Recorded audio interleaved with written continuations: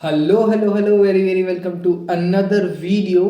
आज ये वीडियो यार कुछ नॉर्मल ब्लॉग नहीं होने वाला, आप लोगों को टाइटल दिख ही गया होगा। In this video we will be discussing about five uncommon mistake that you should not do during your UPSC preparation. तो यार ये पूरा वीडियो ज़रूरी नहीं है कि सिर्फ यूपीएससी प्रिपरेशन वाले लोग ही देखें, ये वो भी देख सकते हैं जिनको यूपीएससी से कोई मतलब नहीं है, क्योंकि ये जो 5 पॉइंट मैंने मतलब एक तरीके से सोचा समझा बहुत अच्छे तरीके से डिराइव किया है, जो ये प्रॉब्लम सारे ही लोग करते होंगे। सो आप लोगों को दिख रहा होगा in this video we will be discussing about some 5 topics और उसका प्रॉपर पीडीएफ का जो लिंक है वो आपको डिस्क्रिप्शन में भी मिल जाएगा, तो आप उसको बहुत अच्छे से और प्रिसाइजली पढ़ पाओगे। So without any further delay let's get into the video. And अब भी अगर वीडियो देख रहे हो तो यार लाइक भी कर देना, ठीक है, एंड सब्सक्राइब कर दोगे तो सोने पे सुहागा हो जाएगा।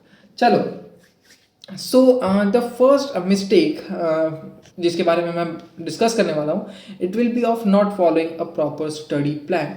आप लोगों को दिख रहा होगा कि यहाँ पर मैंने एक फ़ोटो का यूज़ किया जहाँ पर एक बच्चा है जो कि बैग ले गया है, ठीक है, और एक डेंस फॉरेस्ट में। देखो यूपीएससी भी ना एक फॉरेस्ट ही है, वो भी डेंस फॉरेस्ट है, ठीक है। अगर आपको पता ही नहीं रहेगा कौन सा पाथ पे आपको जाना है, ठीक है, तो आप नहीं चल पाओगे। It is not possible. मान के चलो यहाँ पर आपको जाना है, आप यहाँ पे घर से निकल रहे हो, आपको पता ही नहीं है कौन सा पाथ पे जाना है, तो आप गोल गोल गोल गोल घूमते रह जाओगे, कुछ नहीं होगा। लेकिन जब आप एक प्रॉपर स्टडी प्लान बनाते हो, ठीक है, एक प्रॉपर स्टेप्स बनाते हो, तो आपको यहाँ जाना है, यहाँ जाना है, ऐसे जाना है, तो मतलब एक प्रॉपर एक सिनेरियो आपका क्रिएट हो जाता है आपके माइंड पे कि आप कैसे क्या करोगे पूरे दिन भर में। सो ये जो पहला टॉपिक है इसको हम देखते हैं, not following a proper study plan के बारे में, ठीक है। इसका रीज़न क्या हो सकता है what would be the reason of this not proper studying plan, ठीक है। सो पहला तो है आपका डिसऑर्गेनाइज्ड अप्रोच, ऑर्गेनाइजेशन नहीं है आपका। अब ऑर्गेनाइज आप कैसे करोगे? By understanding the syllabus. जब तक सिलेबस को कंप्लीट नहीं कर पाओगे, आप नहीं कर पाओगे, पता ही नहीं चलेगा आपको कि आपका अप्रोच क्या है, कैसे आप जाओगे। Second is the time waste. Time waste in the sense कि रील्स, यूट्यूब वीडियोस, कॉल्स, बाबू सोना, एक्सेट्रा एक्सेट्रा, ठीक है, तो टाइम वेस्ट बहुत ज़्यादा हो जाती है। Without the right study plan you may waste precious time on redundant task, जो कि इंपॉर्टेंट है भी नहीं, ठीक है। हमारा माइंड जो है ना वो एनर्जी सेव करने की कोशिश करता है, तो आपके पढ़ाई के टाइम पे ही आपको 10 चीज़ याद आएगा, तभी आपको सुसु लगेगा, तभी आपको भूख लगेगा, तभी आपको कपड़े धोने का याद आएगा। मेरे साथ भी होता है, ठीक है, लेकिन मैं प्रायोरिटाइज, अभी आगे एक चीज़, एक और पॉइंट आएगा जिसको हम लोग बोलते हैं प्रायोरिटाइज करना, किसी चीज़ को इम्पोर्टेंस देना। फिर आता है लो कॉन्फिडेंस। आप कॉन्फिडेंस कैसे बूस्ट कर सकते हो? कुछ कुछ इजी जो टेस्ट होते हैं उसको दो, उसको क्रैक करो अंदर से खुद ब खुद बहुत अच्छी अच्छी आपको फीलिंग आएगी, आपको एक तरीके से कॉन्फिडेंस मिलेगा कि हाँ भाई मेरे मतलब आपका फिर परफॉर्मेंस और अच्छा होने लगेगा। फिर इफेक्टिव टाइम प्लान है, ये बनाने के लिए आप छोटा सा चीज़ आता है टू डू लिस्ट, वो क्रिएट कर लो, it will be very good for you दो, ठीक है। सो अभी हम लोगों ने पढ़ा क्या, हम लोगों ने जाना कि क्या रीज़न है प्रॉपर नहीं फॉलो हो पा रहा है आपका study plan. Second is the lack of time management. Time management के लिए एक बहुत अच्छी चीज़ होती है जिसको हम लोग प्यार से रूटीन बोलते हैं, जो स्कूल में भी हम लोग रूटीन फॉलो करते होंगे कि ये सब्जेक्ट लेके जाना है।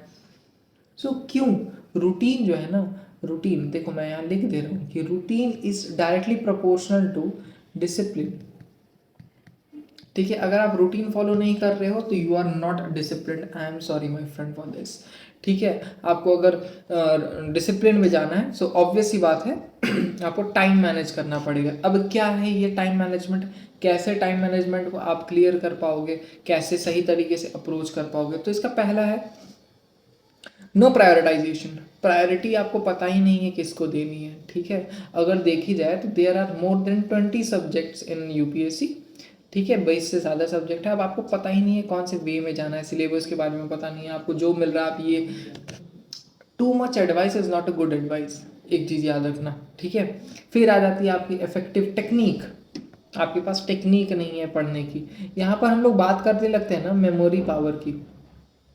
यूपीएससी मेमोरी पावर नहीं मांगता है, it is all about concept. Sorry, it is all about concept, कि आपका कंसेप्ट क्लियर है कि नहीं। जैसे एग्जाम्पल मैं दे देता हूँ कि आप लोगों को पता होगा पानीपत की लड़ाई होगी, अभी कुछ दिन पहले एक एस्पिरेंट का बहुत अच्छा नया सीजन भी आया है, वहां पर क्वेश्चन पूछा जाता है, पता है कैसा कॉन्सेप्ट बेस, कि पानीपत की लड़ाई पानीपत में ही क्यों हुई, और भी तो रीजन हो सकते थे, तो क्यों हुई पानीपत में लड़ाई। अगर आपको पता है तो यार कमेंट सेक्शन में ज़रूर बताना कि क्यों पानीपत की लड़ाई जो है पानीपत में ही हुई। ठीक है, फिर last but not the least, to allocate time, आपको टाइम एलोकेशन आना चाहिए, आपको पता होना चाहिए कब आपको किसी से बातें करनी है, कब आपको पढ़ाई करना है, कब आपको क्या करना है। ठीक है, सो यहाँ पर है topic revision exercise in your study plan, ये सारी चीज़ आपको इंपॉर्टेंट हो जाती है। रिवीजन भी होती है, मैंने बताया है पहले भी, रिवीजन दो तरीके की होती है, एक एक्टिव रिवीजन होती है, एक्टिवली आप रिवाइज करते रहते हो। ठीक है, तो एक्टिव रिवीजन जो है वो भी कहीं ना कहीं बहुत ज़्यादा इंपॉर्टेंट हो जाता है पूरे यूपीएससी के प्रिपरेशन के दौरान। ठीक है, जो मेरे लिए तो बहुत ज़्यादा इंपॉर्टेंट है। ठीक है, फिर थर्ड आते हैं, but not third, इनएडिक्वेट subject wise allocation, आपको पता ही नहीं है कौन से सब्जेक्ट में कितना वेटेज है, कौन कौन सा सब्जेक्ट में क्या पढ़ना है, क्या सिलेबस है, आपको कुछ चीज़ों के बारे में पता नहीं है। सो आप जो है वो कैसे पढ़ पाओगे। ठीक है, एलोकेशन कैसे करोगे, उसको इनएडिक्वेट जो है उसको एडिक्वेट कैसे करोगे, प्रॉपर किस तरीके से सब्जेक्ट वाइज एलोकेशन करोगे। इन सब चीज़ का जड़ अगर देखा जाए ना, इन सब चीज़ का जड़ है हमारा सिलेबस। ठीक है, तो नॉलेज ऑफ सिलेबस इज बहुत ज़्यादा इंपॉर्टेंट, स्पेशली यूपीएससी के लिए। ठीक है, क्योंकि इतना ज़्यादा हार्ड या इतना ज़्यादा टफ एग्जाम है अगर देखा जाए तो। ठीक है, अब क्या है सब्जेक्ट इंपॉर्टेंस, वही चीज़ मैंने बताया कि आपको पता ही नहीं है कि सब्जेक्ट का जो है वेटेज क्या है। ठीक है, क्या वेट है, किस तरीके से आपको सब्जेक्ट को पढ़ना है, क्या आपका वो मतलब एक पाथ होना चाहिए क्या पढ़ने के लिए। सेकंड आ जाता है मिस्ड अपॉर्चुनिटीज़। अभी देखो मिस्ड अपॉर्चुनिटीज का मतलब क्या है, कितने अच्छे से मैंने यहाँ पर लिखा है, कितने अच्छे से समझाने की कोशिश की है कि allocating inadequate time to specific subject can lead to missing opportunities during the exam. मान के चलो आपने, अगर मैं बोलूँ एंशेंट हिस्ट्री पढ़ रहे हो, आप बहुत पुराने टाइम की एंशेंट हिस्ट्री पढ़ रहे हो। ठीक है, यहाँ पर ना यूपीएससी जो है आपको टाइम या डेट याद करने नहीं बोलता है। हिस्ट्री में बहुत लोगों को दिक्कत होती है कि डेट्स कैसे याद करूँ, ये चीज़ जो मैं बता रहा हूँ ये चीज़ सारी चीज़ों सब लोगों के लिए, जितने स्टूडेंट हैं सबके लिए। ये जो टाइम होता है ना, टाइम, डेट याद नहीं होता है, it's a normal thing. Date के जगह आप टाइम फ्रेम याद कर लो ना यार। कुछ कुछ चीज़ें जिसकी याद होनी चाहिए, जैसे बैटल ऑफ पलासी, बक्सर और रिवोल्ट ऑफ म्यूटिनी कब हुई, लेकिन आप टाइम फ्रेम तो याद कर सकते हो, है कि नहीं। फॉर एग्जाम्पल अगर आपको 1850s का कुछ है जो याद नहीं हो रहा है, तो आप क्या कर सकते हो, उसको लिख सकते हो क्या mid 19th century. Mid 19th century नहीं लिख सकते, बिल्कुल लिख सकते भाई, एकदम सही लिख सकते हैं। 1850 के पहले है तो क्या लिख सकते हैं हम लोग, 1850 के पहले है तो हम लोग बोल सकते हैं कि अर्ली या first half of the 19th century या अर्ली 19th सेंचुरी। लेटर है तो later of the half century या लेट 19th सेंचुरी। इस तरीके का टाइम फ्रेम याद करो, टाइम फ्रेम इंपॉर्टेंट है, डेट याद नहीं करना। ठीक है, एंड सब्जेक्ट वाइज एलोकेशन, यहाँ पर आपको खुद की रूटीन बनानी पड़ेगी। रूटीन बनाने के बाद आप उसको फॉलो करिए ताकि आपका डिसिप्लिन भी कहीं ना कहीं बढ़े, क्योंकि डिसिप्लिन नहीं बढ़ेगी तो कुछ नहीं होने वाला है, समझ रहे हो। Fourth, ignoring the current affairs. Current affairs को बहुत लोग इग्नोर करते हैं। ठीक है, इस टॉपिक में मैं ज़्यादा नहीं बोलना प्रेफर करूँगा, क्योंकि ये जो करंट अफेयर्स का सिचुएशन है, बहुत सारे लोग हैं जो इसमें फंसे हुए हैं। ठीक है, क्योंकि देखो करंट अफेयर्स यूपीएससी आपको क्या बोलता है, यूपीएससी को एक क्या चाहिए, ब्यूरोक्रेट चाहिए, ऐसा ब्यूरोक्रेट चाहिए जो अवेयर हो। आपको करंट अफेयर्स इसलिए नहीं पढ़ाया जाता है कि आपको वो रोबोट बना रहे हैं कि उस साल में क्या हुआ था, इस साल में क्या हुआ था, कौन सा प्रोग्राम है, कौन सा स्कीम्स है, गवर्नमेंट ने क्या किया, इंटरनेशनल रिलेशन कैसा है, फॉरेन रिलेशन कैसा है, ट्रीटी कौन सी साइन हुई है, ये सारी चीज़ें नहीं जानती है यूपीएससी। नॉर्मल सी चीज़ वो तो बताओ कि अगर आपको कोई ब्यूरोक्रेट बनाना रहेगा तो आप क्या चाहोगे कि आपका ब्यूरोक्रेट क्या रहे, अवेयर रहे कि उसके सोसाइटी में क्या चल रही है। सो अगर करंट अफेयर्स आप इग्नोर कर रहे हो तो बहुत बड़ी गलती कर रहे हो। एंड यूपीएससी के लिए 1.5 साल का करंट अफेयर्स मेरे हिसाब से बहुत ज़्यादा बेटर रहता है। ठीक है। Current affairs are significant aspect for UPSC preparation, bringing bearing weightage in both prelims and mains, ये दोनों में है, आपको पता ही होगा। ठीक है। डिफिकल्ट हो जाता है क्यों? क्योंकि ये स्टैटिक नहीं है, it is not static, bar bar change होते रहता है, बार बार चेंज होते रहता है। ठीक है। जैसे आपको अपनी हिस्ट्री पढ़ी, वो स्टैटिक है कि बैटल ऑफ बक्सर इस टाइम पे हुआ, बैटल ऑफ पलासी इस टाइम पे हुआ, एक्सेट्रा एक्सेट्रा। लेकिन करंट अफेयर्स चेंज होता रहता है, एंड करंट अफेयर्स के साथ साथ जो इंटरनेशनल रिलेशन है वो भी चेंज होता रहता है, हर बार, हर साल, हर दिन ही होता रहता है अगर देखा जाए तो। ठीक है। तो इसके लिए आपको क्या रहेगा? स्ट्रैटेजी चाहिए रहेगा। स्ट्रैटेजी के लिए सबसे अच्छा चीज़ है कि अपडेट रहो, अपडेटेड रखो खुद को। कैसे रख सकते हो? मैं रिस्पॉन्सिबिलिटी लेता हूँ इस चीज़ की। आपको एक छोटा सा रिकमेंडेशन कर रहा हूँ, एक एप्लीकेशन है, ठीक है, जिसका नाम है सिविल्स डेली करके। सिविल्स डेली करके एप्लीकेशन है, वहाँ पर इतने अच्छे तरीके से एनालाइज करके आपको करंट अफेयर्स को कंप्लीट कराया जाता है। कराया नहीं जाता, मतलब एक न्यूज़ है, स्क्रॉल जैसे आप रील्स करते हो वैसे ही स्क्रॉल करके आप क्या कर लो, अपने करंट अफेयर्स को पढ़ लो, वो ज़्यादा बेटर रहेगा। तो ये चीज़ है। तो यहाँ पर जो मेरा करंट अफेयर्स है मैं भी यहीं से कवर करता हूँ बाय द वे। ठीक है। सो अब आते हैं last but not the least, ठीक है, that is neglecting the answer writing practice. हो सकता है ये देख के आपको थोड़ा सा हंसी आ रहा हो, ठीक है, कि कैसे मिस्टर बीन साहब जो है वो आंसर राइटिंग प्रैक्टिस कर रहे हैं। मैं क्योंकि टीचर हूँ, जो नए दर्शक देख रहे होंगे मुझे, उनको पता होगा कि उनको नहीं पता होगा कि मैं एक टीचर हूँ। पुराने वाले जो भी व्यूअर हैं वो उनको पता होगा। तो जितने भी बच्चे हैं ना, उनको आंसर राइटिंग में बहुत दिक्कत होता है। ठीक है। अब क्यों दिक्कत होता है? उनको 3 घंटा पेपर लिखने को कम पड़ जाता है, क्योंकि उन्होंने ना कभी प्रैक्टिस की है, ना ही कभी सैम्पल पेपर सॉल्व किए हैं, ना ही कभी प्रीवियस ईयर क्वेश्चन देखिए। अब आप युद्ध लड़ने जा रहे हो, जब जब आपने कभी तलवार उठाया ही नहीं है और आपको तलवार दे दिया जाए, तो आप तो अपने सर पे गिरा लोगे, है कि नहीं? दूसरे को मारने का मौका ही नहीं मिलेगा।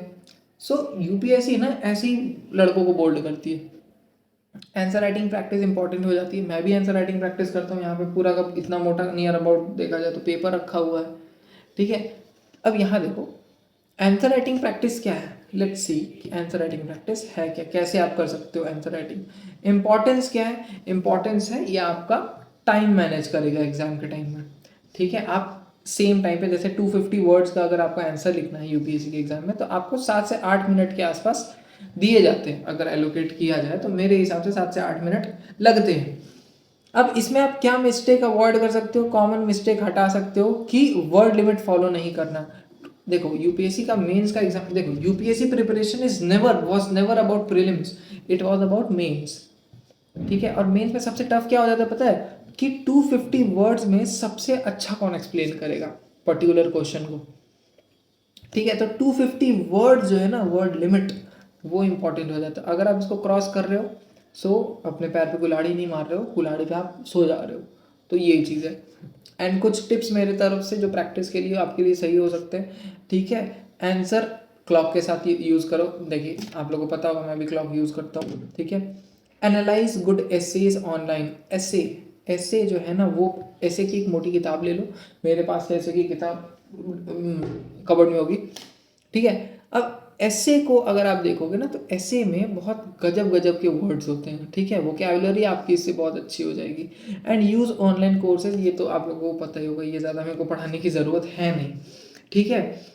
अभी एक और दो कुछ एक्स्ट्रा चीज़ है जिसको मैं एक बोनस की तरफ से बोलूँगा आप सभी के लिए। Bonus, over emphasis on memorisation. Memorisation नहीं करो, कॉन्सेप्ट क्लियर करो, खुद से लिखो। Do not memorise but learn. ठीक है। एनालाइज करो, एनालाइज करोगे तो होगा क्या? मान के चलो एक बॉलर है, वो हर बार बॉल डाल रहा है, yorker short pitch, yorker short pitch, yorker short pitch, next ball कौन सा आएगा? यॉर्कर आएगा। इसी को बोलते हैं एनालाइज करना। तो यूपीएससी कौन सा आने वाले टाइम पे क्वेश्चन आने वाला है, अगर आप अच्छे से एनालाइज कर देते हो तो आपके लिए बहुत ईजी हो जाएगा क्वेश्चन प्रेडिक्ट करना। एंड कॉन्सेप्ट क्लैरिटी, ये बहुत ज़रूरी हो जाता है, क्योंकि क्लैरिटी ना plays a very important role. ठीक है। कि कॉन्सेप्ट क्लैरिटी देखो, अगर मैं आपको बताऊँ 2+2 = 4, एक बच्चे ने इसको रट्टा मार लिया, एग्जाम में उसके आ गया 3+5 = वॉट, वो तो कंफ्यूज हो जाएगा अगर उसकी कॉन्सेप्ट क्लियर नहीं है। कॉन्सेप्ट क्लियर है तो वो सीधा 5+3 8 हो गया। ठीक है, तो कॉन्सेप्ट क्लैरिटी मैं जितना बेसिक हो के बता पा रहा हूँ उतना कोशिश कर रहा हूँ बेसिक बताने का। ठीक है, अब bonus number 2, neglecting the revision. Revision क्यों इंपॉर्टेंट है, कुछ कभी सोचा है? रिवीजन दो टाइप के मैंने हमेशा से बताया है, एक होता है एक्टिव रिवीजन, एक होता है passive revision. And I trust on this active revision. रास्ते पे चलते चलते आप खुद से क्वेश्चन करो, है कि नहीं। एक चीज़ याद रखना, ज़िंदगी जो है ना वो माँ नहीं है, वो आराम नहीं देगी, वो बहुत तकलीफ देगी तुमको। ठीक है, तो तकलीफ से कैसे करोगे भाई? Practice practice. जो ज़िंदगी है ना, टाइम टाइम बहुत अच्छी चीज़ होती है। टाइम जो है या समय जो है वो ना आपको मतलब तकलीफ दूर नहीं कर देता है आपका, वो आपको स्ट्रांग बना देता है कि आपको तकलीफ लगती नहीं है। तो रिविजन वही चीज़ है, आप बार बार रिवाइज करते रहो, आपके ब्रेन में वो बैठ जाएगा। ठीक है, तो इंपॉर्टेंस ऑफ रिविजन पता है भाई, आपको कॉन्फिडेंस देता है कि अरे हाँ मेरे को तो ये पता ही है, मेरे को तो ये पता ही है, ऐसा। Effective revision technique, flash card use कर सकते हो आप, शॉर्ट नोट बना लो, ग्रुप स्टडी कर सकते हो, मॉक टेस्ट तो बहुत ज़्यादा इंपॉर्टेंट हो जाते हैं यूपीएससी में। एंड रिफाइन स्किल, रिफाइन कैसे कर सकते हो भाई? सेल्फ, खुद की गलतियां अगर खुद तुम पकड़ने लगो तो तुमको दुनिया की ज़रूरत ही नहीं है ना। तो इवैल्यूएट, सेल्फ इवैल्यूएशन, ये बहुत इंपॉर्टेंट हो जाता है। ठीक है, तो सेल्फ इवैल्यूएट करो, खुद की गलती को जानो, तो आप लोग कहीं ना कहीं आराम से इसको मतलब अपना आंसर को बहुत ज़्यादा बूस्ट कर सकते हो। ये वीडियो थोड़ा बड़ा होने वाला है तो यार प्लीज़ देखते रहना, इंपॉर्टेंट है। ठीक है, अब lack of self belief and confidence. पहला, अंडरमाइनिंग एबिलिटीज़, आपको खुद की एबिलिटीज़ के बारे में ही पता नहीं है। ठीक है, ऐसा नहीं कि मैं इंस्टाग्राम यूज़ नहीं करता हूँ, इंस्टाग्राम यूज़ कर रहा था तो मुझे एक चीज़ पता था कि यहाँ पर तुम खुद अपने ऊपर सेल्फ डाउट ला रहे हो, लेकिन सामने वाला जो तुम्हारा कॉम्पिटिटर है ना वो तुमसे डरा हुआ है, तुम्हारे एबिलिटीज़ को जानता है वो। तो सेल्फ डाउट कभी नहीं करना, पॉजिटिव रहो हमेशा। और मेंटर रिसिलियंस बहुत ज़रूरी है। अभी मैं खुद बहुत ज़्यादा क्या बोलूँ, एक तरीके से वॉश्ड आउट हो गया हूँ, एक तरीके से बोल सकता हूँ, क्योंकि स्ट्रेस बहुत ज़्यादा है। और यूपीएससी के दौरान ना ये जो हेयर फॉल बहुत ज़्यादा होता है। ठीक है, और स्ट्रेस से हेयर फॉल हो रहा है, हेयर फॉल से स्ट्रेस हो रहा है, साइकिल बन गया है। ठीक है, तो ये बहुत ज़्यादा इंपॉर्टेंट है, मेंटल जो हेल्थ है वो बहुत ज़्यादा कहीं ना कहीं इंपॉर्टेंट हो जाता है। So what would be the conclusion? ठीक है, तो एक बार मैं फटाफट से इसको रिकैप करवा देता हूँ कि हम लोगों ने पढ़ा क्या। हम लोगों ने पढ़ा प्रॉपर स्टडी प्लान नहीं है, लैक ऑफ टाइम मैनेजमेंट है, सब्जेक्ट वाइज एलोकेशन नहीं है, करंट अफेयर्स को इग्नोर कर रहे हैं, और आंसर राइटिंग प्रैक्टिस भी नहीं है। So how would you do and prepare? So वो तो मैं आपके ऊपर छोड़ता हूँ, तो जो टिप्स मेरे हिसाब से है तो वो तो मैंने दे दिया है। एंड हाउएवर अगर अभी तक आप वीडियो देख रहे हो तो थैंक्स अ लॉट। जाते जाते लाइक कमेंट शेयर सब्सक्राइब जरूर कर देना। मिलते हैं आपसे नेक्स्ट वीडियो में, तब तक के लिए बाय बाय, जय हिंद, जय श्री राम, वंदे मातरम and best of luck. See you in the next video, bye bye.